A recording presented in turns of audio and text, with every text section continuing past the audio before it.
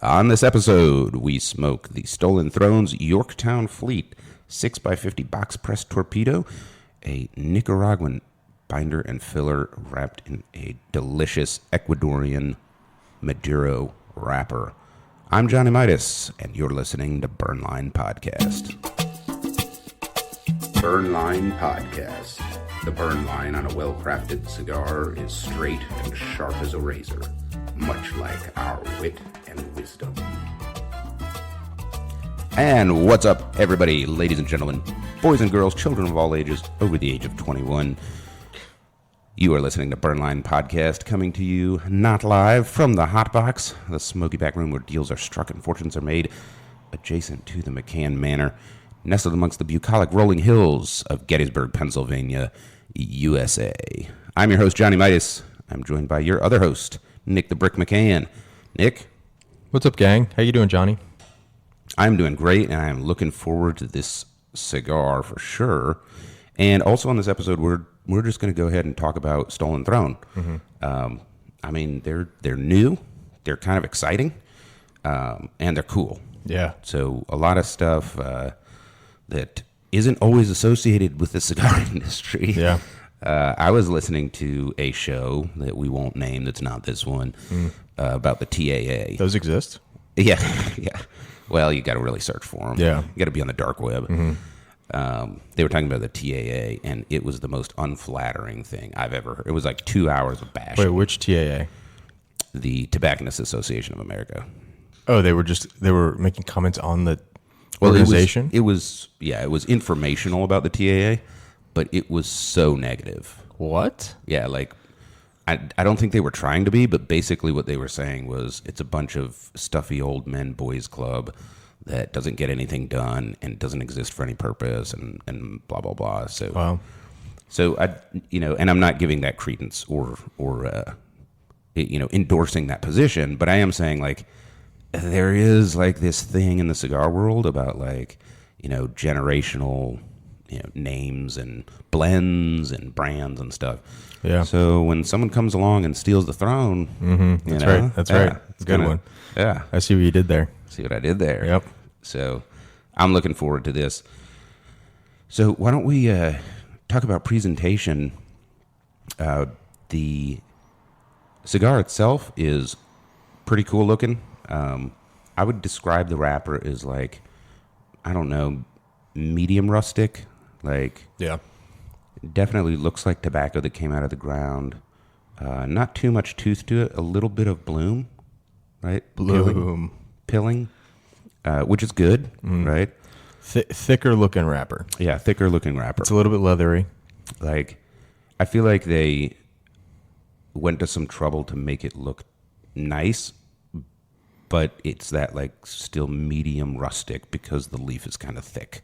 Yeah. Right? Yeah. Yeah, definitely leathery. Construction looks pretty good. I don't see any gaps or bubbles or anything. No. And then there's no box, right? So we'll talk about Stolen Throne, but they're typically sold in these wooden bins, Right. in the cigar store, similar to the Leaf by Oscar, right? If you're familiar with that. Yeah. Yep. It looks kind of like that. You can get bundles, though, and the bundles are fucking cool looking because they're in this, I don't know what color you would call that, blue-purple, with like a orange seal. Yeah, like royal blue, maybe? Yeah. Like, Oh, yeah, royal blue. The Yorktown Fleet yeah. on the King's mission. I think the Yorktown Fleet, wasn't that? I don't know. Spanish-American War. We'll have to read about it. No, it was a Revolutionary War, but I can't remember if the Yorktown Fleet was British or us. Like, is it a fleet that we sank, or was it our fleet that... God, I wish someone would prepare for this fucking podcast. Anyway, but it's got this, like, cool, like, orange-yellow wax seal on it. Yeah. I wanted to buy a bundle just for that. Like, it's so cool looking. And then I was like, but I can't justify the immorality of buying a package like that for the looks and leaving it unsmoked. I feel like that would be a slap in the face. Oh, yeah, sure. That's why you buy 2 bundles. Right. Right. And just stick it in there. Now, on the cigar itself, the band is pretty cool. It's if you've ever seen a square, flat-topped men's ring like the one that I'm wearing. Oh, that's sweet, man. The band is exactly the same shape. Yep. As that kind of ring. See, this is why I was confused. I thought that he, and when I say he, I mean Lee Marsh, who's the main man, the proprietor of Stolen Throne, the main man. I thought he told me that it was a World War II something or other, but it was an aircraft carrier in World War II. So what's with this freaking sailboat? Well, the Yorktown Fleet was an actual fleet of ships in the Revolutionary War. All right. Okay. But then you have the USS Yorktown. Okay. I gotcha. Anyhow, so the band has got a beige tan strip around the edges, and then it is plum purple, and then there is a triple fat stripe going all the way around that is tan white, tan black, tan white, tan. But the tan is just the edge lines. And then right in the middle looks like a ink printing, like a woodblock print of an old sailing ship in the water. It says Yorktown Fleet, Stolen Throne Cigars. I think the band is freaking cool on this. Like this is a really well done, like graphic and branding. Dude, it's textured. It is like the ship is stamped in there. That's cool. Right? Yeah. Very expensive band. I'm not an expert in making bands, but I know a little bit, and I've talked to some guys that have paid for bands. Oh my God. This is so funny. Like just to buy the dye to press this paper was probably like $50,000. So colloquially, bands means like large sums of money. Have you heard that? Yeah. You said yeah. I'm not really familiar with making bands. I am familiar with making bands. I'm not familiar with constructing cigar bands. Check out all these bands I got. I thought a band was like a group of teenagers that played instruments or something. They still have those.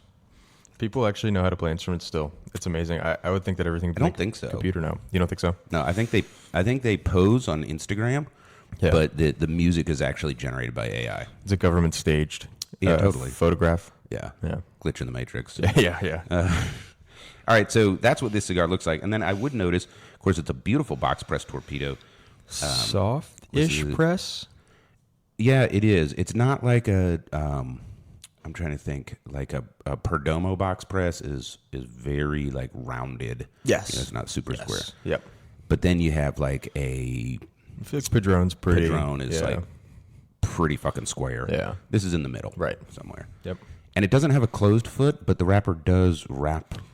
Mine is so cool, dude. Mine swirls. Oh, that is fucking cool. Looking. Isn't that cool? Yeah. It's honestly, it reminds me of since we're doing the ship motif, it reminds me of a whirlpool. Oh, yeah. You know? Yeah. So a little extra wrapper around the foot, which I think is going to enhance those first couple of puffs. We shall see. Did you smoke the Robusto? I did smoke the Robusto. Did it have the same foot? It did. Yep. And actually, the Robusto I smoked had much more tobacco. It was almost a closed foot. Really? Yeah, it was a little bit more than you've got. I can't remember, but I think I cedar toasted the foot when I smoked the cigar before. Yeah, I used a table lamp lighter that I've got. Okay. It's not actually a table lamp lighter. It's actually a Coleman propane thing for like camping that I sort of modified. Probably illegal, so don't tell anybody. I'll keep it a secret. Nick's over here taking Instagram pics of the foot. Pretty sweet. That I'm never going to post. That he's never going to post. And yeah, we need to get some pictures, man. I'm not going to lie. This is a good looking cigar. It's pretty cool looking. Weren't you going to hire a professional photographer for the podcast? Yeah, I was totally going to do that. If anyone wants to do some pro bono work to gain some experience, we'll write you a good reference. Yeah, absolutely. No, I can't do that. You know how cheap I am. I'm the guy that's going to be like the 100 millionaire driving around like the Toyota Camry. I mean, that's just You'd bring one of your kids in the disposable camera from be like, here's our photographer. All right, I think it is time to cut and light the cigar. So why don't we go ahead with our official cutting? The official cutting is brought to you by Fat Boy Cigars. The bold and delicious flavors of premium hand-selected tobacco leaves are highlighted in the original Jack cigar by Fat Boy Cigars. And don't forget to try the new Fat Boy Cigars Boots on the Ground series. For every cigar you purchase in the series, Fat Boy Cigars will donate $1 to charities benefiting our frontline heroes. Fat Boy Cigars. Welcome to the Fat Boys world. Nice. All right. So we both have closed-end cutters, and our audience may also prefer closed-end cutters, which means we are clipping with authority multiple times. Yep. Oh, how'd you do that? 3 clips. So this is 3 clips. Is this, so mine's still more shallow than yours, I think, right? Uh-huh. I'd cut mine one more time. I would, but Yeah. I would cut mine one more time. you could give it a cold draw first, but I'm comfortable with this. and as usual, we remind you to clip that cigar with authority. No limp-wristed cutting allowed. And we thought about running and grabbing the open-ended cutters, and then I was like, no, do you know how many of our listeners just, their cutter is closed-ended? How do you cut a torpedo? And the answer is more than once. Exactly. Yeah. Like, that's it. So, and I did a quick cold draw. Super interesting. What was it? Yeah. I mean, I can tell it's Sumatra wrapper for sure. Dried fruit? Yeah, that's always there. If it doesn't taste like dried fruit, you need to be asking some questions about the quality of the cigar. Am I having a stroke? Yeah, like that flavor has to be there. Yeah. It's really a question of what's on top of the raisins, you know? Wow. Oh, my God. Yeah, like you get that Oh my like dirty God. spicy. Oh my It's like somebody spilled. If you took Indian spices, you know, like that palette, and you spilled it in the dirt, and then you swept it up real quick, like that's what's on the cold draw. That's really interesting. Do you want to do smelling salts? Smelling salts? Yeah, do you want to? Yeah. You got smelling salts? Yeah. Oh my God. All right, ladies and gentlemen, a little impromptu bullshit because this is, after all, Burnline Podcast. It looks like Nick has got some smelling salts. So we're going to just totally wreck our palate before enjoying this cigar. Apologies ahead of time. So what, let me see what you got there. Orange cap, that's scary. Oh, yeah, this is terrifying. Atomic Red Line Rhino smelling salts. Yep. Jesus, what do you use these for? I bought them on a whim because I never tried them. I realized that I was actually watching a football game. Is that smelling salts or bath salts? If you smell them, they're smelling salts. If you eat them, they're bath salts. Oh God. Okay. But these are amazing. So you used to do powerlifting. Yeah, we use smelling salts. Yeah, you just took a little. But you used the ones that cracked, right? Yeah. Yeah. These, I'm told from people who have used the crack ones before, these are like Worse. Yeah. God, I'm not looking forward to. I kind of am. Yeah. I'm so excited. So fucking high. All right. Well, let's get this cracked open, man. This is either gonna ruin, I think, our Everything. palate, or like this is gonna be the greatest tasting cigar in the world. It's gonna open everything up. So we've got vitamin water, coffee, empty coffee cup, and now smelling salt. So we're gonna be fucking jacked for the rest of this podcast. I need some like liquid IV after this. All right, here we go, ladies and gents. Nick is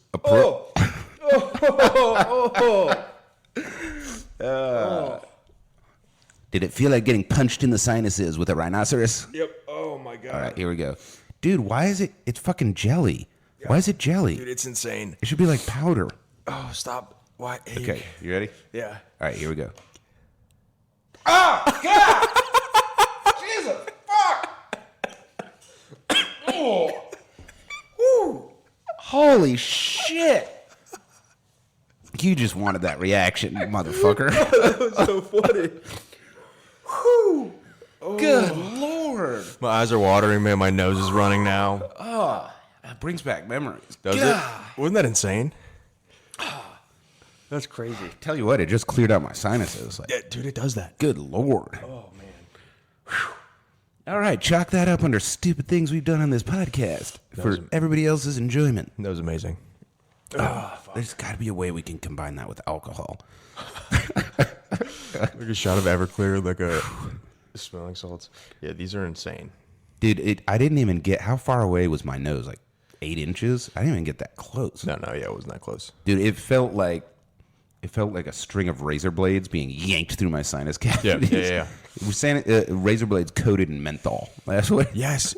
Yeah. There is like and I don't know if it's a cold air this morning or if it's like there's some mint. There's a mint aspect to it. Here's what it feels like. Yeah. Do you remember when you were a kid, especially here in Gettysburg, you'd go to the old-fashioned candy shop? Yeah. And they had like that crystal candy on a stick. Yeah. You remember that? Yeah. Okay, so if you took that and you made it out of vinegar and menthol, and then somebody just stuck it up your nose and jammed it up your nose. That's what this feels like. That's what I said the first time. I feel like there's a little man with a fist the size of my nostril. And his fists were coated in glass. Yeah. And made of hot iron. Right. Good Lord. All right. That was incredible. As usual, Burnline Podcast, suffering for our audience so you don't have to. That was actually kind of cool. I'm going to pick some up. Yeah, I I can totally see doing that pre-workout and stuff like that. Yeah. Kind of brought back memories. Yeah, I think this is. I did the first time a couple weeks ago when I got this in the mail, and I was like, "Holy You've been crap. experimenting ever since. Yeah. It's like, what are And these I've like? been high for 2 weeks. What are these like if I do them right before bed? Nice. Yeah, 2 a.m, you're scrolling cat videos on YouTube. All right, let's get this bad boy lit up. This is a cigar podcast, after all. And I have got my electrician's butane torch, which I hate to say it, but this has become my default torch. And if you look at it, you can see why. Look at that fucking flame. It's so concentrated. It's the most precise Yeah. butane torch I've ever used. And I Nice. haven't refilled it in like a month. So, Seriously. well, I mean, You think that whole handle is the tank? I think, like, hold it. It's all plastic, but feel how heavy it is. Yeah. So it's got to have Yeah. a lot of butane in there. That's incredible. What's the? Oh, it's got a safety, like you can turn it off, you can adjust the flame, all that stuff. So, What do you call it? An electrician's? yeah. Why is it called that? You use this for heat shrink. Mm-hmm. So heat shrink is like rubber tubes you slip over where you spliced wires together and then use heat and it shrinks around it. Nice. Yeah. I had to put new side marker lamps on my custom hand-welded bumper on my Toyota 4Runner. So I got some LEDs off of Amazon, wired them up, and heat shrinked them. That thing sounds like it's from The Jurassic period? the early 2000s. Yeah. It is a Jurassic truck, and that's what I call it. And it just bugs the fire out of Brenda. I have names for everything. Like, there's 2 rabbits that live in our backyard, and I named them Jack and Peter. And she's Nice. like, "You're so fucking stupid." Jack Rabbit and Peter Cottontail. Yeah. And then I have Jurassic Truck, which is my 4Runner. So a fair warning to everyone. I smoked this cigar maybe a week and a half ago. One of my buddies gave me one, and I loved it. In this exact size, I loved this cigar. Yeah, I'm looking forward to this Vitola. I had the Robusto. Absolutely loved it. Had another cigar that I really loved that we're going to smoke in a little bit on the show, so I'm not going to give that away. Although, for all of you guys out there in Burnline land, go ahead and email us, burnlinepodcast@gmail.com, or connect, Instagram, Twitter, Threads, all of that, and DM us, send us an email, and let us know. But we're thinking about announcing the next week's cigar on the show. Yeah. That way you can like get one ahead of time if you want to smoke along with us. True. Or you can smoke it ahead of time and see if we're full of shit or not. Yep. So I did get feedback from one listener, Nice. Joe in North Carolina, who happens to be my brother. Shout out to G.I. Joe, Staff Sergeant down there, Thank you for your service, Joe. 82nd Airborne. Shout out to all the airborne soldiers out there, who said he really likes to actually get the cigar and smoke it and see if he can taste what we're tasting. Is Joe a big cigar smoker? Yeah, I mean, probably not on the daily. Gotcha. But definitely enjoys a good stick. That's awesome. That's awesome, man. Yeah, yeah. I also have that. I introduced you to someone else Mr. VW, and he also told me that he likes to listen and smoke the same cigar so he can see if he's tasting what we're tasting. Yeah. Well, and that's part of what we're trying to do here is when I got into cigars, I really got into cigars not for the cigars. I got into cigars because I was looking to meet interesting and powerful people. Yeah.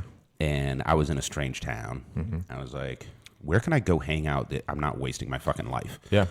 And the only thing that rang a bell was the cigar lounge. I met a retired U.S. federal judge and a 102-year-old Iwo Jima vet who was smoking a cigar with an oxygen tube in his nose. That dude did not give two fucks about anything. That's the guy CFG. That's the guy that clips a cigar with authority. That guy clips a cigar with authority. Yeah, wow. Sharp as a tack, too, man. Sarcastic on top of it. And I was hooked. And ever since then, I've gone to cigar lounges because, goddamn, you meet the most interesting people. You really do. You know? Yeah. It's not like a bar where you can't hear yourself over the music or People are acting sloppy. Yeah. Yeah, I mean, the last two bastions of meeting gentlemen is the very rare club pub, which is pretty rare. I mean, they have more pub types on the East Coast, but they're pretty rare. And cigar lounges. Yep. And I guess church. That's about it. Church, yeah.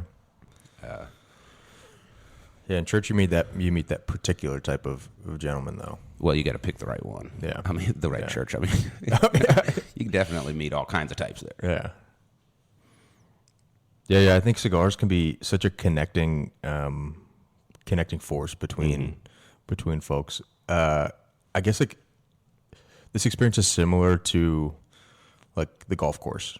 It's like getting paired up with with a random group of 3 other golfers. Like you guys all have golf in common. Like you guys are all chose to spend your Saturday playing golf, or in a cigar lounge. You all chose to spend your Friday night going to the cigar lounge. Like you all had the same thing in common. And it's pretty powerful. Equalizer. Yeah, you have something in common. Yeah. And you also there's a little bit of a code. It's a gentleman's code for sure. Just like with golf, it's getting a little less stiff maybe in the golf world, but there's still this expectation that you're going to follow the gentleman's code. Yep. Similar to if you were in the Rotary Club or something. Yeah. They have fun at the club, but you're expected to be polite and treat people with respect, and let's not talk about politics and religion. Stuff like that. Right. Where people can come together in unity, and with cigars, you have something to talk about. Yeah. You can always change the conversation. Hey, what are you smoking? Right. Right. Exactly. Okay, so I've got a few flavor notes. Nick, why don't you give me your commentary first? He says as Nick jams the cigar into his mouth and takes a gigantic huff. Okay, so I'll start with smoke output. Smoke output is medium. It's not a smoke bomb by any means. Agree. And the burn on my cigar is phenomenal. I mean, yeah, mine's pretty good too. Obviously, we want to light it well, especially in this first inch. Lighting it is more important even than the construction to get it started well. Toasted, not roasted. That's right. Evenly toast it. Yep. It's worth it, man. Yeah. I know we pick on this stuff every week on the show, and there's a reason. There's a reason for it, which is it improves the experience, right? So definitely, the burn line that we're looking at and that beautiful first 3/8 inch of ash is a direct reflection of, getting it started properly. Yeah, it could have gone way south if we... Right. Yeah. Construction aside. But I think that dried fruit really is coming through. I think I'm getting some leather notes too, and some cedar as well. It's kind of oiling up. My wrapper's kind of oiling up near the burn line. Yeah. Which is cool. Yep. I call it the third line. Yeah. Or the second line, depending on which side you're coming from. But yeah, it's much thicker. Yep. Yeah. But otherwise, just a hint of pepper here and there. Yeah, I'm tasting Nicaraguan tobacco for sure. The Sumatran wrapper is I think, a great example of what Sumatran tobacco can be, and of course it's Madero. So I would add to, well, first of all, I would say it tastes robust. So right now, Yes. this tastes like this rich? is not, yeah, Yeah. this is not Michael Herklotz smoking a cigar. This is Arnold Schwarzenegger smoking a cigar. Yep. I'm with you. Like a gentleman, has money, but also can like tear your house apart with his bare hands, right? There's also a little bit of a sweet, I'm gonna call it perfumey aspect to it, Okay. and actually it's bergamot. That's what I'm smelling here. Bergamot. Yeah, but if you're not familiar with bergamot, you're not gonna know what I'm talking about. But that's really the note that I'm getting. Yeah. We need to put that in our Reference rack. Yeah. Yeah, that's awesome. I think that how was your draw? Did you cut it enough? I did. Yeah. I did. My draw's pretty good, but on a box press, you have to wait a little bit because it either opens up or tightens. The draw often actually tightens up on a box press as it burns. I don't know why that is, but I've experienced that. Sometimes it goes the other direction, though. Unlike a Parejo, where whatever the draw pressure is on the cold draw pretty much doesn't change. All right, you're going to want to see this. That's gorgeous. Yeah. Yeah, that's Instagrammable. So oily, too. It is, and look at the ash, man. Like, It's perfect. it's perfect. Jeez, man. I mean, I can see how it's wrapped. And then this is really interesting. So, do you see how this ash right here has this little, like, I don't know, it's like pointing back towards the cap. Like, it's all straight lines, and then this one points back like that. Let me see that side. Right there. Okay. See that? Yeah. That's normally occurs where veins branch out on the leaf, right? And so I wanted to show you because the burn line at that point followed that little V dip. That is not an inappropriate burn line, and it very rarely will turn into canoeing Right. or something like that. So here I am just 2 millimeters past there, and look, it's like perfectly even. Yeah. Yep. Right? It just burns itself out. That's normal. Your burn should follow the natural contours of the leaf. And actually, it's a really good indicator that you're smoking high-quality, premium-aged tobacco. 100%. 100%. Yeah, I mean, they're like telltale signs, right, of Yeah, I can tell you there's some products that burn in a straight line all the way down, like White Owls or Yeah. cigarettes. Look at that, man. Oh, yeah. That's insane. Yeah, that is gorgeous, man. There's even a little, I don't know if it's like magnesium or tooth flex, but there, like in the ash, there's it's kind of like a little snowfall. Pilling. Yeah, yeah. It's bloom. It's bloom. Yeah, Yeah. These are some good shots. Here, my ash is different than yours, though. Hold them next to each other. All right. Okay. See, yours is lighter. You want to take a picture? Yeah. We're about to touch tips. Well, now that you're on my side of the table with the same lighting, they're actually really close. Mine's a little darker ash than yours. Yeah. Barely different. But so much consistency in the burn line in the that stacking dimes kind of motif that we talk about. Dude, it's got me like wet in the panties. Like this is really. Hey, you trying to make out with the cigar? Yeah. Yeah. This is a. Take this one on a date. Yeah. This is incredible. Truly, truly incredible. To all of you wonderful cigars out there, you can't be first, but you can be next. Yeah. Woo! Come find me on Plenty of Fish. We'll talk. That was a Ric Flair reference for those of you that are too young to know who Ric Flair is. Although I hear he's still going strong. He is. He's very active. Yeah. His daughter's in WWE now. Really? Yeah, her name's Charlotte Flair. Oh yeah, I've heard of that. I've Yeah. heard of her. Yeah. What is she, like 60? Yeah, Yeah, she's retired. right. She's had 3 careers already. Yeah. Awesome. All right. So I think it is about time for a break. When we come back, we'll talk a little bit about Stolen Thrones. How does that sound, Nick? Sounds amazing to me. Let's go on a break for all of you out there in the interwebs. Keep your dial locked in to Burnline Podcast.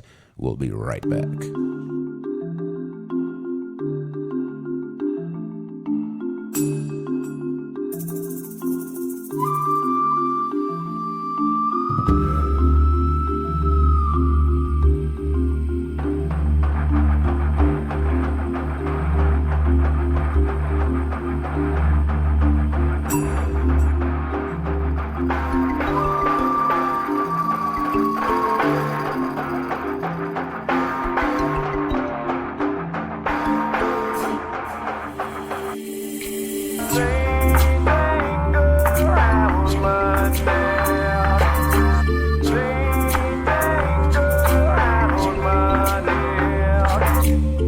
And we're back on Burnline Podcast after a brief potty break. Stretch the legs and the imagination. So, Stolen Throne Cigars. Well, Nick, I guess we can start with the beginning, Yeah, awesome. which is 2018. Yeah, that's great. So, baby company. Truly. I mean, 5 years old, that's like nothing in the cigar industry, right? Yeah. I mean, they've had quite an outsized impact, I think, for how long they've been around. Oh my gosh, it's unreal. And who founded Stolen Throne? A gentleman named Lee Marsh. I believe that he is originally from Virginia. At least that's where they are now. And he just And before we go any further, yeah it is Stolen Throne Cigar. cigars. Cigars. I frequently hear people call it Stolen Thrones, Yes. plural. Yeah, Good on you if you're stealing multiple thrones. that's pretty impressive. Yes, that's very impressive. But it is Stolen Throne, Yeah, single throne. yeah. I love this. Their logo. Yeah, their logo's fucking awesome. It's like a medieval monk wearing like knee-high boots or something with a literal throne lashed to his body with a rope tied. Yeah, thrown over his shoulder. He's And like- he's like humping it. he's not humping it. He's carrying it. Yeah, like He's that. not literally No. Okay, there's multiple meanings, but Yeah, I knew what you meant. like like in the military and stuff, they'll say humping something. Yeah. Not humping it like that way. Don't ask, don't tell. Yeah, Yeah. no, it's not that good of a throne. Which is interesting, actually. I have like a story that Lee told me, God, 2 or 3 years ago at this point, that I'm gonna piece together in my own mind. But I think he was in another career, and just like kind of jumped into the industry, and just wanted to do it for whatever reason. He had a passion for it, I believe. And it's evident in the cigars that they make. I mean, he puts everything into these. But a couple years ago, I believe that he was at a dinner, and he was talking with other cigar manufacturers, and they were speaking about how there was not a lot of room at the proverbial table in the industry, and Not enough room at the table for Lee and his beard at the same time. right, yeah, not enough. Yeah, Shout out to Lee. Strong beard game, bro. not enough room for more cigar companies. And I think he like said something to the effect of, well, I guess we'll have to like take the throne. Yeah. I guess we'll have to like steal the throne then. And that's how kind of the name was born, which is pretty awesome. It's like a mic drop moment, you know.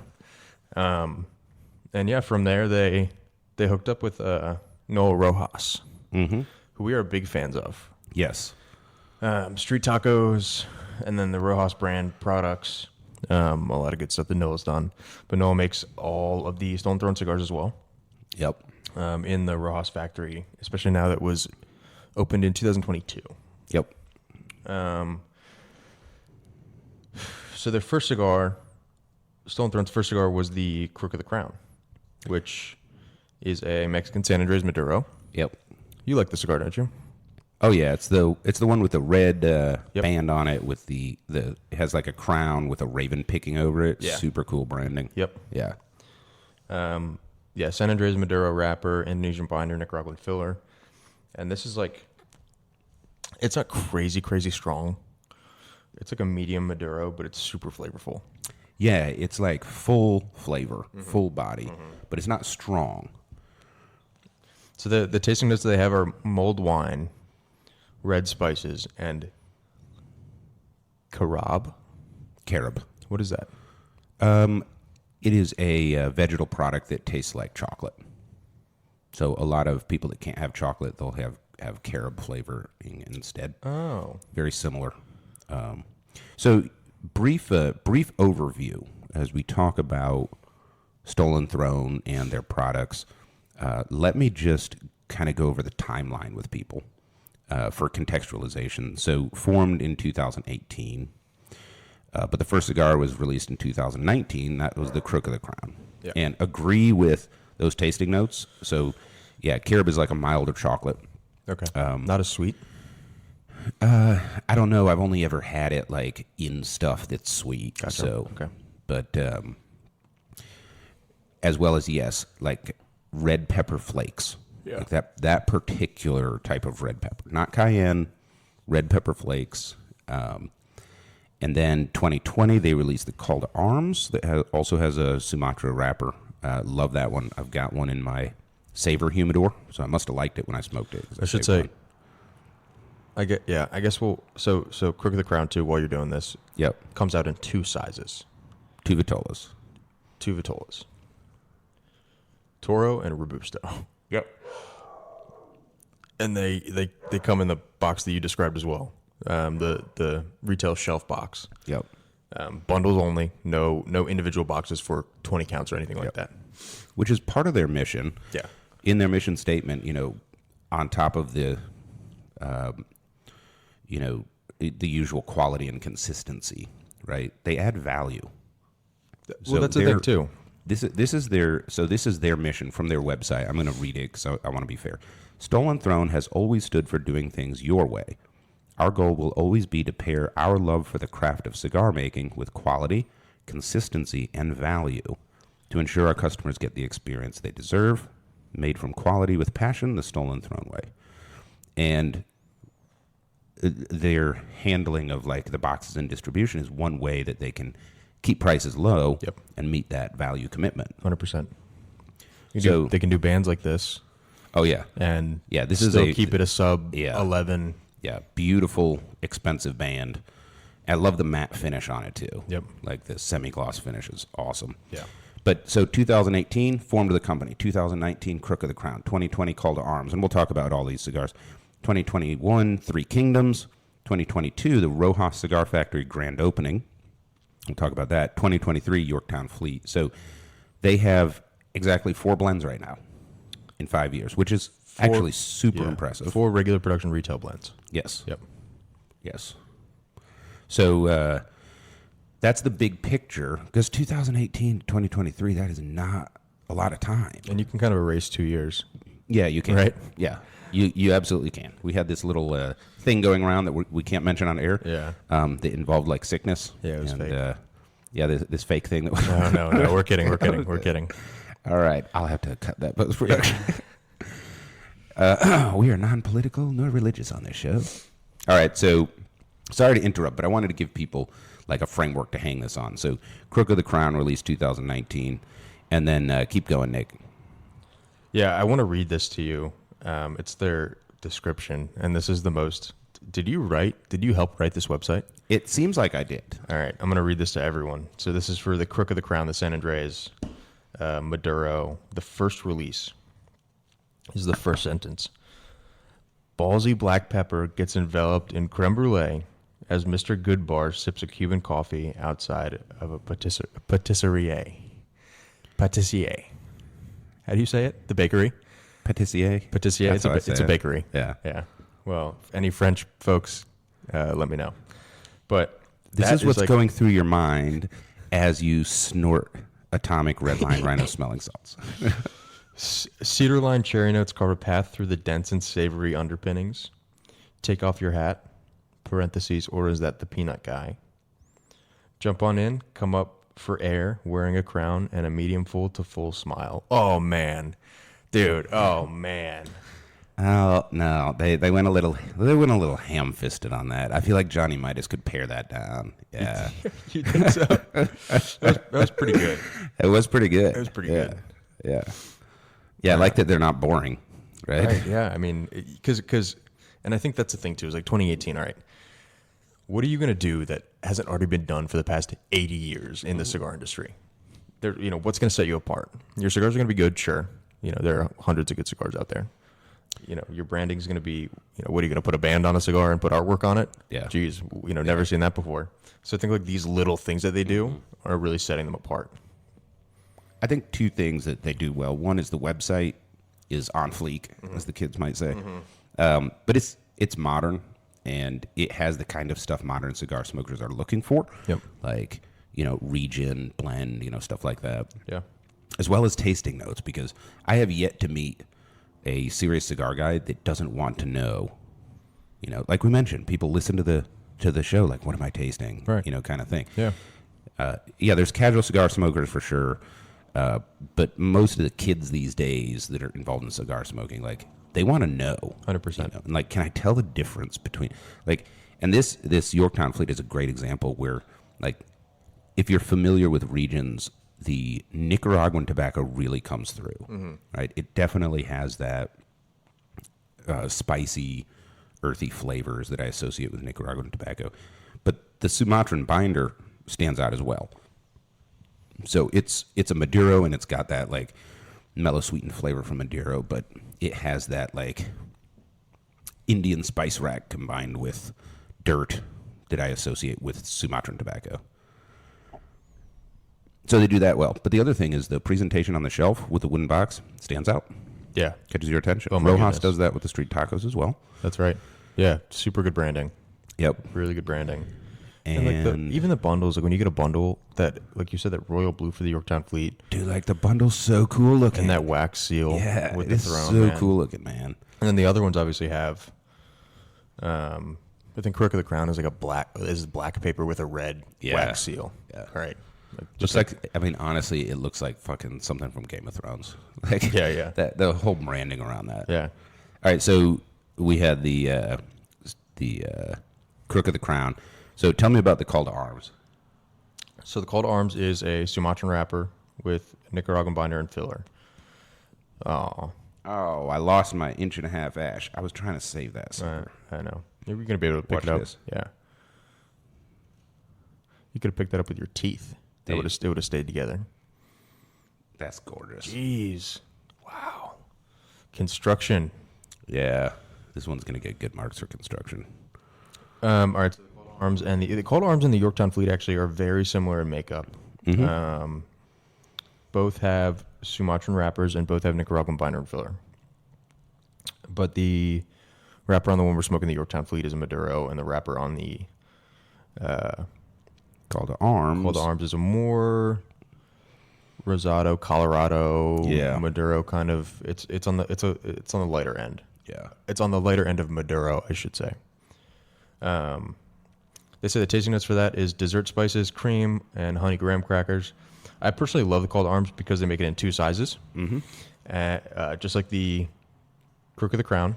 And the Call to Arms is made in a Robusto and a 6x46 Corona. Yes, that's the one that I saved. I love that. I love that cigar. That's amazing. Yeah. What a perfect size. I will make fun of Lee and the folks at Stolen Throne because the tagline for the Call to Arms is "Sophomore Jinx, never heard of her. Light one up and watch the troops rally." It's sophomore slump. It's not sophomore jinx. It's No, sophomore Jinx is that chick named Jinx. That's a sophomore. No, you're too old for that.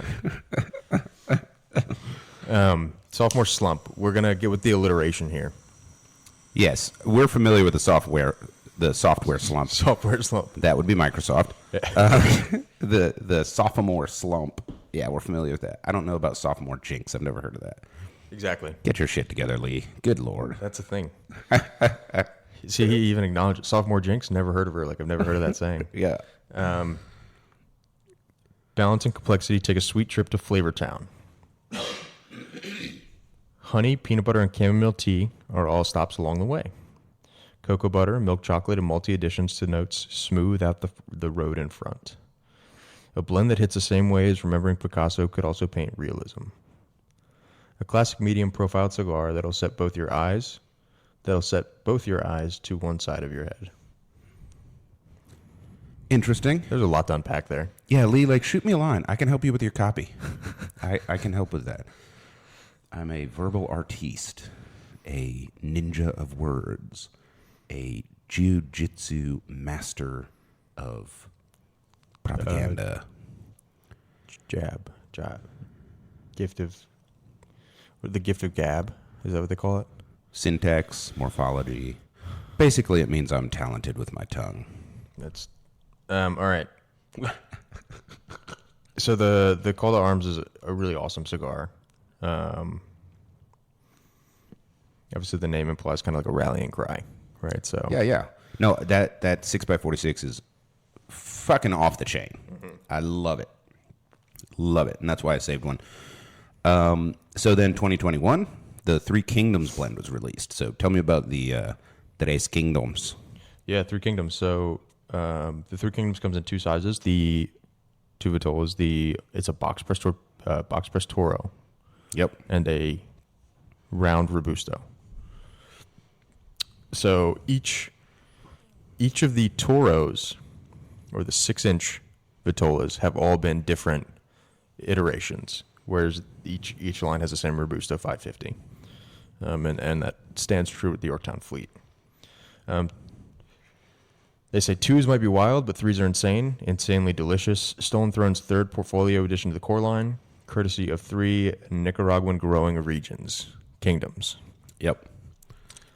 So we got... Which are going to be Esteli, Yep. Condejo, and Jalapa. Yeah. Right? Ometepe, maybe? Is that Ometepe? Is that Nicaraguan? That's a volcano island. Oh, yeah, that's right. It's out in the middle of that lake that's the size of Connecticut or whatever. Yeah, I forgot about that. Yeah, it's probably Condego, Jalapa, and Esteli, because those are the most... Yeah, I think the 3 most popular. Yeah. Tasting notes, dark chocolate, leathery oils, black licorice. And they say... I had anise as my tasting note, which Interesting. is similar to licorice, so that sounds about right. Buttery, toasty cedar frame, butterscotch, a bit peaty like a good scotch, espresso, dark and structured like a high-rise on a foundation of rich, savory earthiness. This one is the preferred smoke of that very smart third little pig and his house made out of brick. Heck, you might even taste a hint of clay. Nuances. Yeah, they might have taken that a little far on there, but I did have a lot of those flavors. So I think when I smoked it, my note was if you took a cedar strip from the top of a cigar box and you dipped it in clarified butter. Oh. Ghee. Yeah. You dipped it in ghee. Yeah. And then added that to the mix in your cigar. Nice. So I think it's interesting. Yeah. Now, butterscotch, I'd say no, because the caramelized flavor I didn't really get. The sweetness wasn't really there.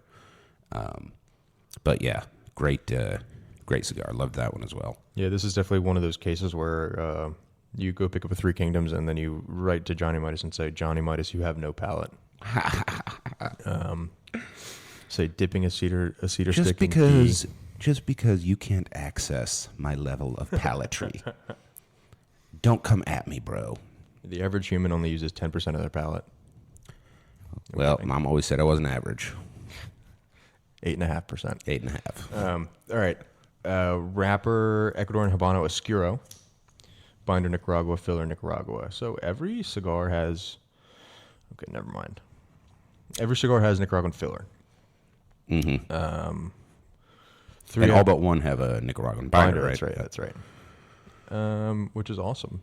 Really good. Obviously, the Rojas factory, Noel Rojas is like an expert at using Nicaraguan tobaccos, especially with them being located in Nicaragua. Yeah. So. Well, I'm a big fan. I mean, Of Rojas. Of Rojas, but also Nicaraguan tobacco. Yes. Yes. I mean, don't get me wrong. Like all the big players have tobacco that's fantastic in at least one application. Dominican Republic makes great tobacco, not great wrappers. Right. Connecticut broadleaf, Pennsylvania broadleaf makes really good filler and Madero wrappers. Yep. Definitely, you're going to get like a thick, rustic wrapper out of that. But Foundation's famous, for their Connecticut broadleaf Madero wrappers. We should do. We need to. Yeah. We need to do one. And Nicaragua makes great everything. That's kind of why I like Nicaraguan tobacco. That's the thing is they can do. Yeah. Yeah. You want a good wrapper, Nicaragua. You want a good binder, Nicaragua. You want a good filler, Nicaragua. Yeah. Yeah. They hit all the nails. Mexican San Andres famous for being a wrapper. Great wrapper. Sometimes I've seen it used as a binder. Yeah. But almost never a filler. Yeah, I'm trying to think. I was trying to think of this the other day as well. Like, is there Mexican filler? And I think maybe CAO came out with one that had some. Yeah, it sounds like something CAO would do. Like they had a Mexican cigar or something that I think had some. Yeah, so they do have the Zocalo, CAO Zocalo, which I really like a lot, actually. Yeah. Gosh, when I think about what we want to smoke, like sometimes it's so easy to just shout out one cigar and we're like, yep, we're doing that. But there's so many that I like and enjoy. Dude, I think if I just sat down off the top of my head right now, I could probably list 50 cigars that I want to do on the podcast. Oh my gosh. I think if you give me an hour, I could get that listed probably 200. Probably, yeah. Like that's ridiculous. And if I had the internet to what was that one cigar that blah, blah, Yeah. Yeah. Yeah, Definitely. this is what do we say? We said like we could record an episode every day for the rest of our lives and Yeah. not run out of cigars or something like that. Yeah. That is not based on mathematics. That is just a guess, but It's a pretty good guess. a testament to the depth of the industry. Yeah, and the quality, right? Like, I mean, you go back to the 90s, your choices were fucking limited, man.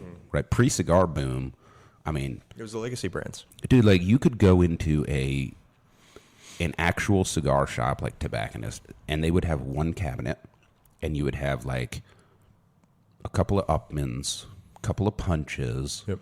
a couple of Romeos, Fuente. couple of Fuentes. Yeah. It's like Partagas too, probably. Partagas, yeah.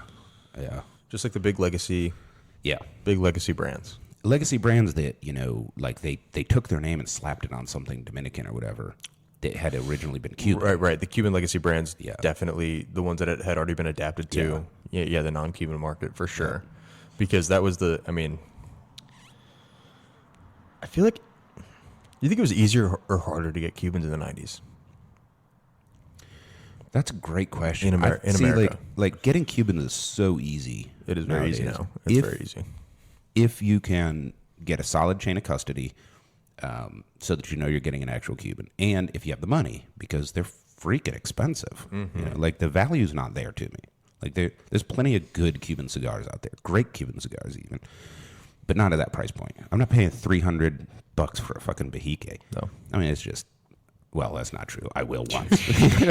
Let's be honest here. I mean, I am Johnny Midas. Right. I'm going to do something stupid, but just once. Yeah. I think it was harder in the 90s because of the lack of internet. Where I can just go online, and I don't think you're supposed to, but you can just order them from Europe and have them shipped here. Right. Yeah. But there were tons of pre-embargo cigars stashed behind counters back then. That's what's changed. Okay, I see. Now, I still have one guy, and I have contacts all over the U.S., cigar lounges. I have one guy that I can go in and be like, hey, you got any Cubans? And he'll sell me a real Cuban, right? Well, he won't sell On it. hand? He'll give it to me, and I'll give a donation to the store. Oh, yeah. You'll buy a T-shirt. Yeah, I'll buy a T-shirt for $200. Yes, local brewery T-shirt or whatever. Yeah, Buy exactly. a cigar store hat or whatever. Yeah, just one guy. But back in the 90s, there was a lot more. Like, people were grabbing all they could and stashing them, you know. That's an interesting. I'd love to ask someone who's been around for 30 years, in the industry for 30 years. Hey, was it harder to get Cubans now or back then? Because I feel like Cubans were all the rave in the 90s. They were. All, like, especially during the cigar boom, all the rave. I mean, people, like, without Cuban cigars, I propose that the boom in America does not happen. Yeah, and I think they earned it because they had the best cigars right there. That's right. You know, and we smoked the Opus X a few weeks ago, which to me is just a throwback to this is a classic Cuban. Yep. I mean, it smokes like a Cuban cigar, you know, pre-embargo. And there wasn't a ton of variety, by the way, back then in Cuban cigars. Like, they were very similar across brands and platforms. Some of the effort to do distinctly flavorful blends kind of wasn't a thing. And so, you know, it was the cream of the crop. And then big shout out to the expates, you know, from Cuba that went out and cultivated and hybridized and, you know, treated the soil of their farms and started producing world-class tobacco. Expats. Yes. Yeah, the ones that, like, they went to Dominican, Nicaragua. Yes. Yeah. And they turned it into Holy fucking tobacco paradise. Without Cuba, the boom does not happen. Yeah. And it's, you know, and now it's kind of flipped where, you know, among cigar apasionados, like, Cuban cigars just aren't that highly ranked. You know, one or two here or there rises. Yeah. You still have to pay for it. I think the reigning cigar of the year is a Cuban for cigar aficionado. Yeah, well, which is interesting. I've got some problems with their whole system. Yeah. Yeah, I mean, if scale of 100. Yeah. Ridiculous. Absolutely. They should do a scale of 50. 50, yeah. 50 is brilliant. If they were smart. Yeah. And they would objectively measure 5 categories on a scale of 1 to 10. Yeah. I feel like that's how it should be There's done. no transparency. There's no transparency. We don't know where the cigars are losing points. We don't know who got their money bags in on time. Oh, gosh. Yeah, at least on Burnline, you know that nobody likes us, so nobody's going to get money. Right. Yeah, we take the cash straight to the bank. No middleman. So in 2022, they opened the Rojas Cigar Factory in Nicaragua. Which awesome. I mean, speaking of, like, new guys and young talent, he is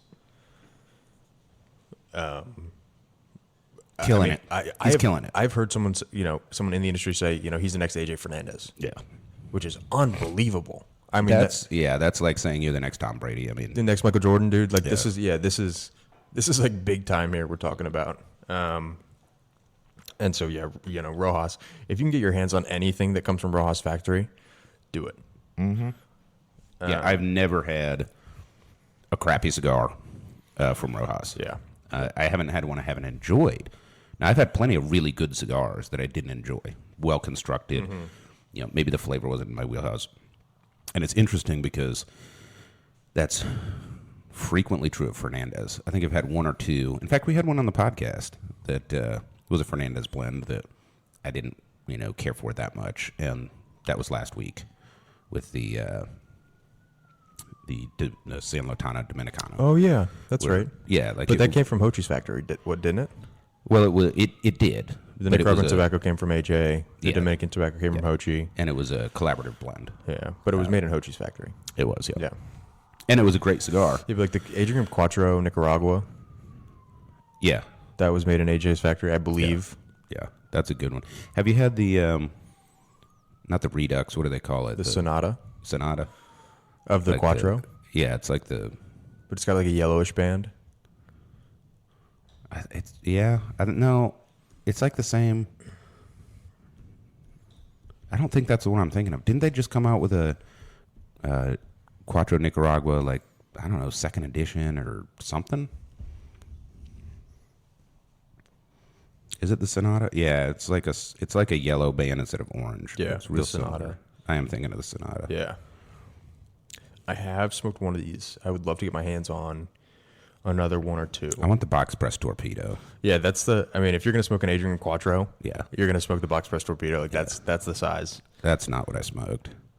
I think I had it was a regular Toro. Yeah, that's what I had. But yeah, that's something we definitely should do. Yeah, that's the newest release from Aging Room. Yeah. And Yeah, the, that's kind of the pretty good. follow-up, like you were saying, to the Cuatro Nicaragua. All right. Well, I think it is time for a break, and then we will come back and rank this cigar. Don't go away, ladies and gentlemen.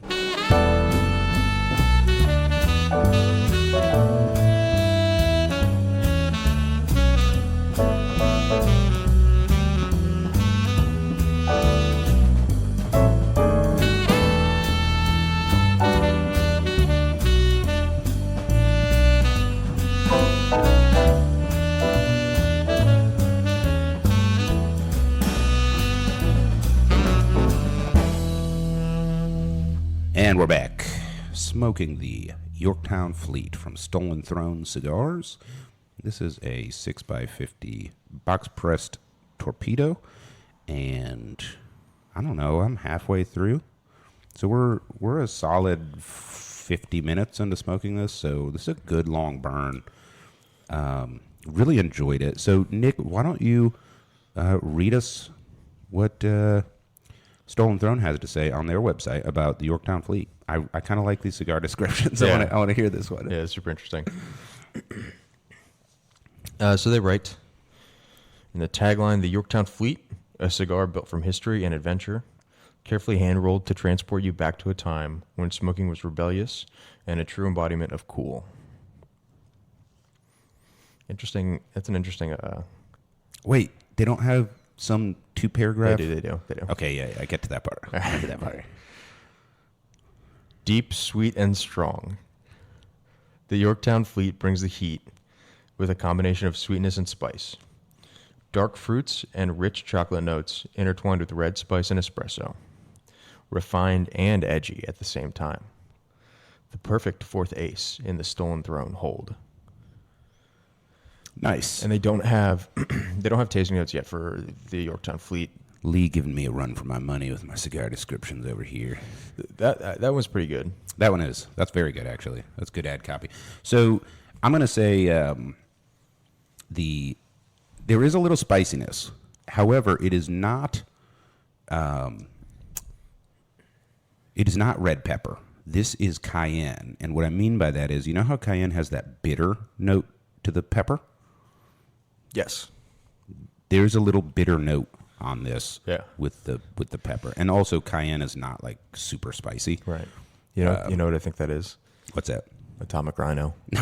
yeah. This, God damn it, this cigar tastes like smelling salts, bro. What the hell were you thinking? That's amazing. But yeah, so red pepper flakes to me have a slightly sweet tinge to and a sharp bite. This doesn't have as sharp of a bite, and it's slightly bitter. So when they say red spice, well, that can be. I think it's to distinguish between like black pepper. This is one of the problems with verbal descriptions of cigar. You ever heard people say the pepper? Mm-hmm. It's like, yeah, but what pepper? There's so many fucking peppers. Yes. You know? Like this kind of reminds me of a poblano, in the sense that it has like the vegetal quality. Yeah. Combined with the spiciness.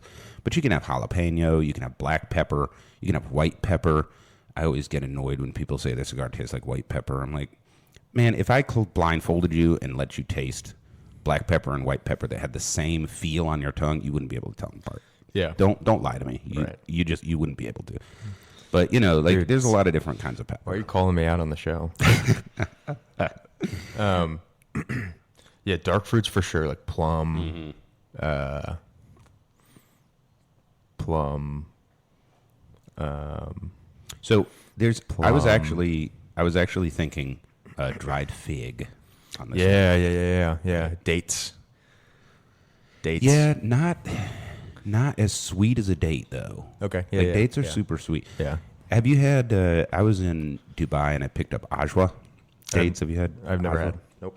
They're the very large ones, almost like my thumb. And supposedly they were blessed by the Prophet Muhammad, which is why they grow so big. Nice. So they're like the uber date or whatever. Yeah. The dates are so sweet, and this cigar has some sweetness, but not like that. Not that sweetness. Yeah. Yeah. But you know how like figs have that slightly floral. Which, do you know what a fig is? Should we tell people? Yeah. Isn't it like poop or something? No, it's a malformed flower blossom. Oh. that gets infested by wasps that lay their eggs in there. Oh, yeah. And it's a fermented, stunted flower blossom filled with wasp larvae. Right. That's what it is. Like, Fig Newton. yeah, like you'll never eat that fig Newton again. Nope. We should, I just got an idea. We should taste one thing each week. Oh, you mean like from the reference rack? Flavor wheel, yeah. Yeah, that's not a bad idea. We should taste one thing every week. All right, everybody, jump online, burnlinepodcast at gmail.com, or Insta DM us at burnlinepodcast. Let us know what you think about that idea. I kind of like it. Next week, Johnny Midas will be trying Ghost Pepper. No. Carolina Reaper. Nope. Straight out. I draw the line at bath salts. I mean, smelling salts. Smelling salts. That's awesome, man. Yeah, I think this cigar, like we were saying, Sumatran Madero, Nicaraguan binder, Nicaraguan filler. It's got sweet, it's got spicy, it's got rich. It's really good. Refined and edgy at the same time. That's pretty cool. That's kind of like me. So I think that if I had to sort of sum this cigar up, I think like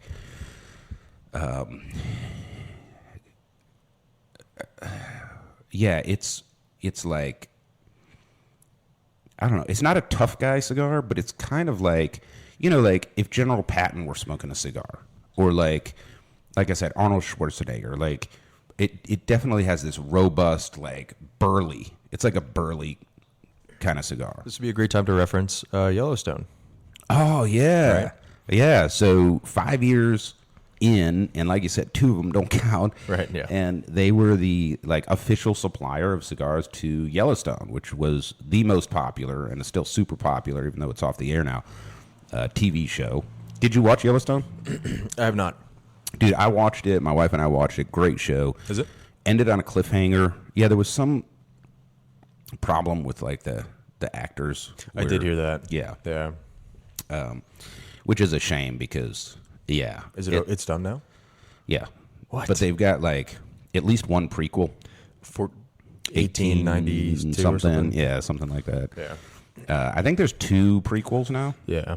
But like the storytelling, the way they wrap in, like, it's kind of weird because the way they tell the story is like what's happening to the Yellowstone Ranch is the same thing that happened to the Native Americans.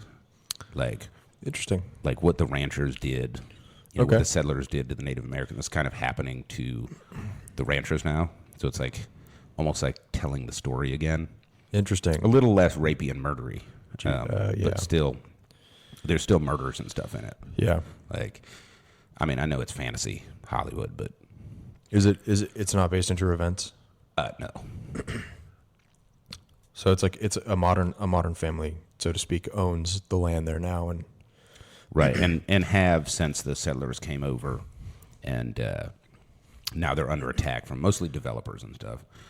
Which like it's kind of true to life. Courtroom drama. Yeah, like, it is. Like it involves the state attorney general. Yeah, definitely. The modern battlefield is in the courtroom, but it's kind of true to life in the sense that I've got several friends that regularly vacation in Montana. Beautiful country, but it's definitely under attack from, like rich people. Commercialization, where it's like, it's absolutely gorgeous. Let's make it where none of the people who live here can afford to live here, Which is, I think, like a battle that kind of Gettysburg's fighting a little bit too. But that's I mean, a digression. It's everywhere. Like, we should be able to build beautiful, nice places where normal people can afford to live. Yes. We don't need to turn everything beautiful into an Airbnb for rich people. Yeah. All right, so we're up over an hour on this podcast, so I think it is time for us to rank this cigar. Again, we are smoking the Yorktown Fleet from Stolen Throne. This is the 6x50 box press. So we'll start with presentation. We talked about this, a little bit unique. Doesn't come in a traditional cigar boxes per se. Nick, what are your thoughts on presentation? So I think the cigar's beautiful. The photos I took too, Oh yeah, were really cool. We'll share those later. The band, it reminds me kind of like a flag. It does. It has like that semaphore flag vibe to it. Yeah, a like flag you that might would use like at the sea. a flag that would hang on a sailboat, a sailing ship. Yeah. I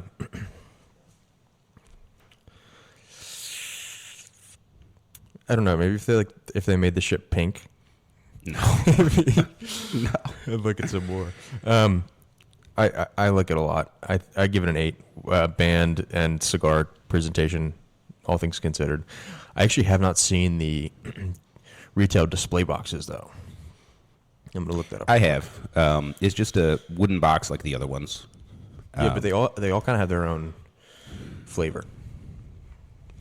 This one looks just like so they have a 3 box that has like the first 3 Yeah.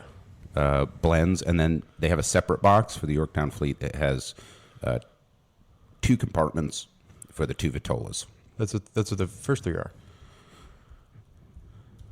Right, but they're in the same box. Right, like the call to arms and no, they have separate ones.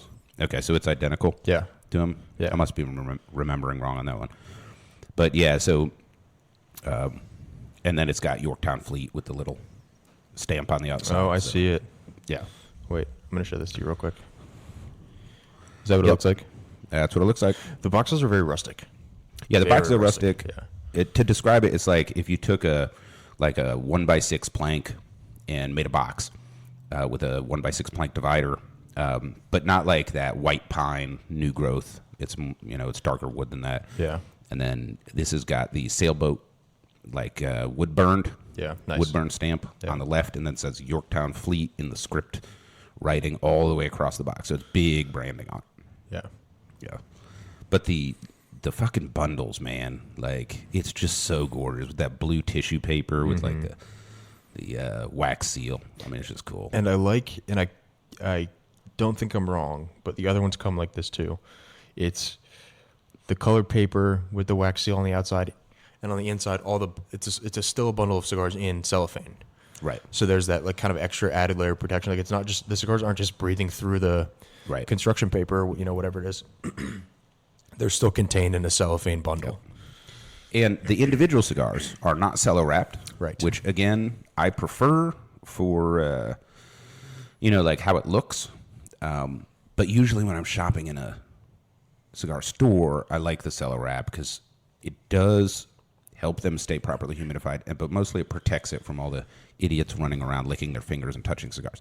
Yeah. So don't be that guy. Yeah.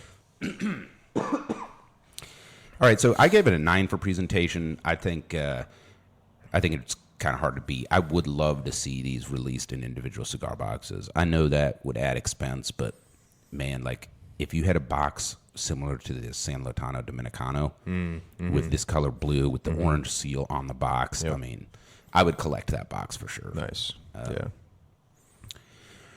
So let's move on to price, and this one is kind of hard to price because I've seen it in 3 shops and they were all different prices, and the price range, like the difference was $3 between between the most expensive and least expensive. So what was the range then? So it was $10.50 to 13 something. Wow.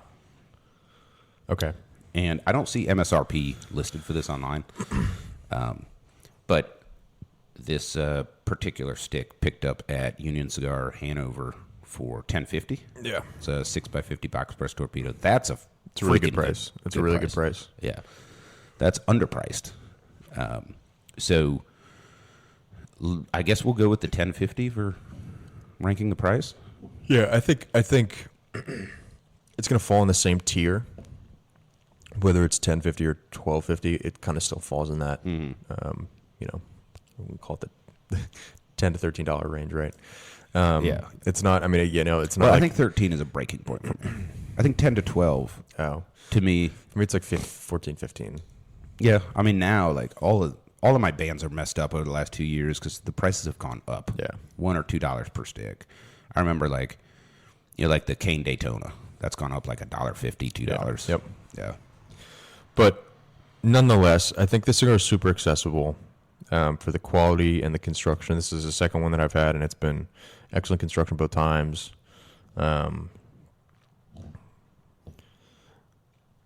I'll give it a 9 for price.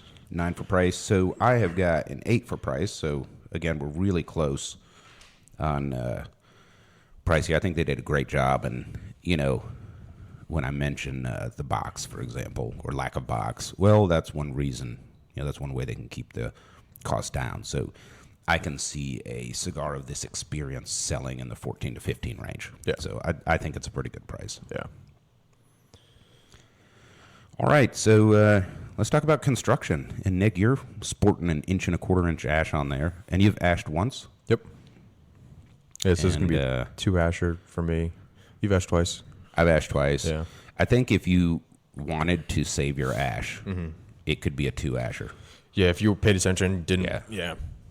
I sent a picture to you. Not podcasting. Right. Yeah, laying flat on a couch with the cigar straight up in the air. And I've had to touch mine up a couple times just because I'm running my jaw instead of focusing on the cigar. So Yeah, I think the construction for me is a 9. I think like maybe like a little more smoke output, but that's it. okay, that's fair. So Yeah. I had a 9 for construction as well, and here's why. First of all, I couldn't take away any points for, you know, part of the wrapper coming loose, You were having some. it getting crooked Cap. burning. Well, yeah, so the entire loop of the cap was a little loose, but that's because I clipped it 3 times in my closed-end cigar. I sort of leveraged it off. Yeah. So that's on me. That's pure user. And then all I did was lick and stick, and you can see it's back. It So- doesn't look like anything happened to it. Doesn't look like anything Yeah. happened to it. And the little tail didn't come off. That's the part that you end up tonguing and stuff. Right. Burn line, fantastic. Ash is fantastic. Can't really knock it for that. And You said you wanted a little more back pressure, a little less, less back pressure, but a little more open draw. which I could fix by clipping a little more off. Yeah.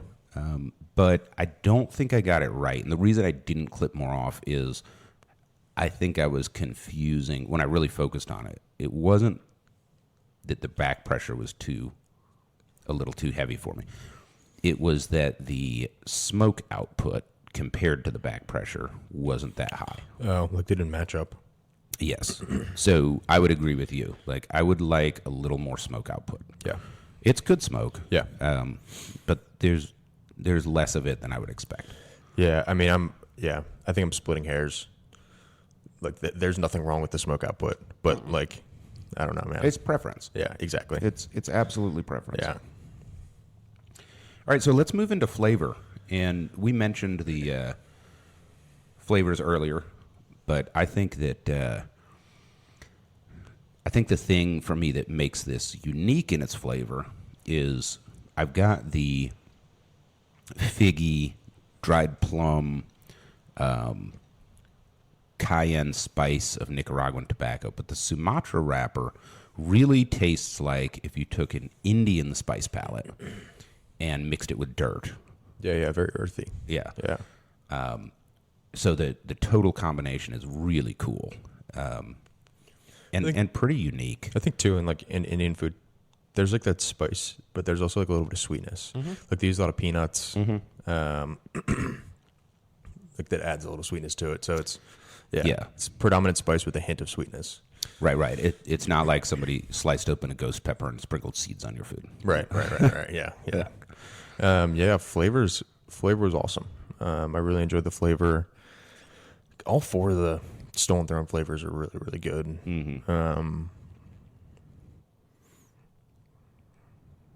I'll give this an 8. 8 on flavor from Nick. I've got an 8 as well. I think it's a fantastic flavor. So that brings us to experience. Like we said, experience is like the most subjective, but probably the most important. And honestly, I feel like most of the cigar ratings from like other places are experience, and they kind of roll some of this stuff into it. Yeah. Right. So this is like the grand wrap up. Right. And while we talk about experience, I guess, we should talk a little bit about like use case and stuff. Yeah. So I feel like this is a cigar you can do a lot of stuff with. Yep. Definitely not a throwaway type of stick. I wouldn't go fishing with it necessarily. No. It's not a dog walker. No. But backyard barbecue, sure. Hanging out with the boys, sure. You can enjoy it. You don't have to focus or concentrate too much. The flavors are there. They're prominent. It's burly. It lets you know you're there. You might get a little green around the gills if you were like doing exercise with it. Yeah. Like going on a hike or something. Yeah, like like that image of like splitting logs in the backyard while huffing a cigar. Yeah. This one's a little on the strong side for that, I feel like. Right. It would be cool to do. Yeah. But it feels like the kind of cigar you should be doing that stuff with. Or standing on the bridge of a battleship, about to sink the entire Iranian fleet in 17 minutes. Like this is the cigar you'd be puffing. Right. Yeah. I think you could do the football game. Yep. You could do the barbecue. Definitely could do the lounge.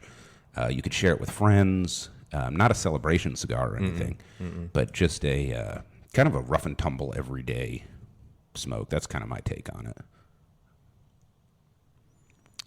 Yeah, you think this is too strong for the morning? I probably wouldn't. I mean, I've got like a very built up a tolerance, I guess. Yeah. But I probably wouldn't. You wouldn't smoke it in the morning? I don't think. You know what I've been smoking in the morning? What's that? A Perdomo Fresca. Oh, yeah? Yeah. Those are good? It's a good morning cigar. I've never had one. Yeah? It's not bad. Do you drink Fresca? You love Fresca.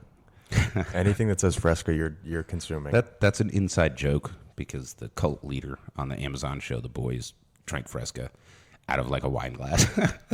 So that's amazing. Yeah, that's what Johnny Midas does. Wasn't that a Del Toro, one of the Del Toros? Yes. Was it? Yeah.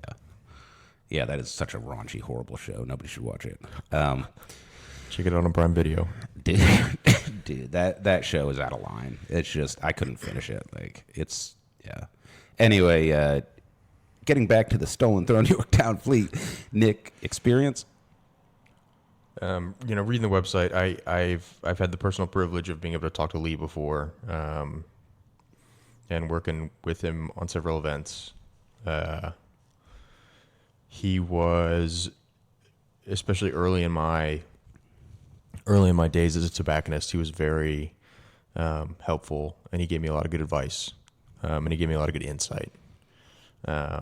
So that kind of improves your experience, right? Absolutely. Yeah. Absolutely. Yeah. That's really cool. Yeah. I mean, if I had a sour experience with him, obviously that's going to leave a taste in my mouth regarding the cigars that he makes. Right. But yeah, just him being a really cool guy, him being very open. He's always told me that, lines of communication are open between he and I. And so, I really, really, really appreciate stuff like that. So, I'll give the experience a 9. Well, I do not have that relationship with Lee, although I hope to form one. But I gave it a 9 as well. I mean, this is just, everything is on point, man. And I feel like I could just smoke this cigar in a lot of contexts, have a really great smoke. I enjoy the flavor, enjoy the construction. I think they knocked it out of the park. Yeah. This is a great cigar. Yeah. Definitely be coming back for more. Absolutely. I've actually got a 5-pack Robusto in my humidor right now. I want to try the Robusto. Yeah. The Robusto, yeah, definitely one that I want to try sooner rather than later. It has more smoke output. Does it? Yeah. Nice. It does. So, and that brings our total score for the Stolen Throne Yorktown Fleet to 41. So pretty good. Not too many cigars in the 40s. Well deserved.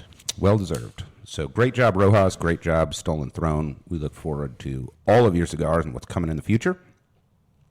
And that is it on Burnline Podcast. So please drop us a line, burnlinepodcast@gmail.com, or hit us up at Burnline Podcast on Instagram, Twitter, X, Threads, whatever your social media of choice, except Facebook because we're not boomers. And let us know what you think, what you want to hear on the show. This is your show. And if you drop us a line, we will read it on air unless you don't want us to. And you can kind of steer the direction of the show a little bit. So thanks as always for joining us on Burnline Podcast. Until next week, goodbye, everybody.